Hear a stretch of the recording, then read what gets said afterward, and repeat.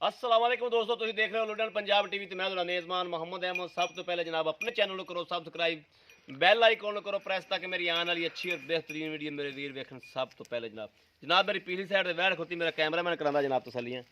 मेरे वीर देख लें जनाब 2 महीने की जनाब गब्ब ने तसल्ली करा के देंगे, चेक करा के देवांगे। और बाकी जनाब मेरे वीर देखते पे कद कुद जिन्ना भी है जो भी है चौलस्तानी है जनाब, चौलस्तानी की जनाब है वा। बाकी मेरे वीर के सामने आ हर चीज़ जनाब। इस टाइम दुध थले कोई नहीं है बहाना मेरे वीर देखते पे जिन्ना को है जो है मेरे वीर के सामने। और जनाब काले थाना में काले थान मेरे वीर बड़े पसंद करते हैं कने जनाब। हर चीज़ कैमरे की नज़र है, कोई चीज़ जनाब कैमरे की नज़र तो जलनी है। तसल्ली वाला जानवर है जनाब, तसल्ली बख्श जानवर है। यह गल नहीं भी जनाब किसी व्यापारी को खलोता हुए, जट जमींदार बंदा है जिंदे कोल खलोती जनाब।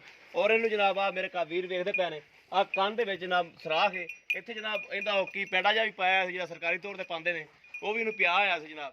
इहदी जनाब दुध शुद्ध की हर शहर की तसल्ली मारा को करांगे। रंग रूप मेरे भाई वेखते पे ने, रंग रूप जिवें दा है मेरे वीरां दे जनाब सामने आ।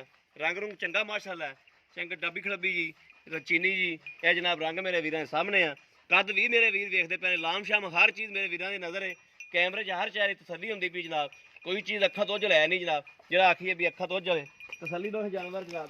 और जट जिमीदार बंदा है घरेलू, ये नहीं भी व्यापार छपार का हो कोई लेना देना हो, नहीं घरेलू जनाब। झालर शालर भी मेरे वीरों के अगे आ, झालर जो हिसाब किताब है सारा मेरे वीरों की नज़र है, हर चीज़ कैमरे की नज़र है।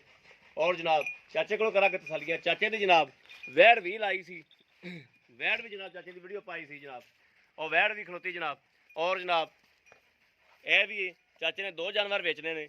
यह जनाब मेरे वीर किसी चंगा लगे तो चेक करा के जनाब लै चेक करावन, पहले चेक कराने तो बाद तसल्ली करके फिर देंगे वीरां नूं। और रेट बड़ा मुनासिब, बड़ा ही मुनासिब रेट है। चाचे नाल गलबात करने आ। अस्सलाम वालेकुम चाचा जी। वालेकुम सलाम। अच्छा चाचा जी ये अपने घर दी या व्यापार छपार दी? घर दी है। अगे अपने किन्ने सूबे सूई खलोती है?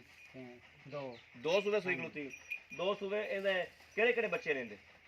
खड़े ही ने कोई सामने एक वो परला एक आ होने वाला तो सूबे दा ते ओ पिछले सूबे दी। ठीक हो गया। ते हुण चाचा नवी होई कितनी देर होगी? 2 महीने। 2 महीने हो गए।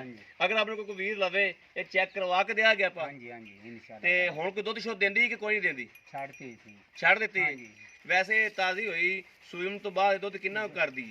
2 किलो हैगा सी। हुण थल्ले ते ਅਸੀਂ ਛੱਡਿਆ 2 ਮਹੀਨੇ ਸਾਡੀਆਂ ਗਾਂ ਤੇ ਮੈਂ ਮਿਲਦੀ ਤੇ ਤਾਂ ਛੱਡਤੀ। 2 किलो थल्ले हैगा सी ਤੁਸੀਂ ਛੱਡ ਦਿੱਤੀ? ਹਾਂਜੀ ਵੀ ਲਿੱਸੀ ਕਮਜ਼ੋਰ ਹੁੰਦੀ ਸੀ। ਕਮਜ਼ੋਰ ਹੋ ਜਾਂਦੀ। ਠੀਕ ਹੋ ਗਿਆ। ਅੱਛਾ ਇਹ ਜਦੋਂ ਤਾਜ਼ੀ ਹੁੰਦੀ ਕਿੰਨਾ ਦੁੱਧ ਕਰਦੀ? 10 किलो।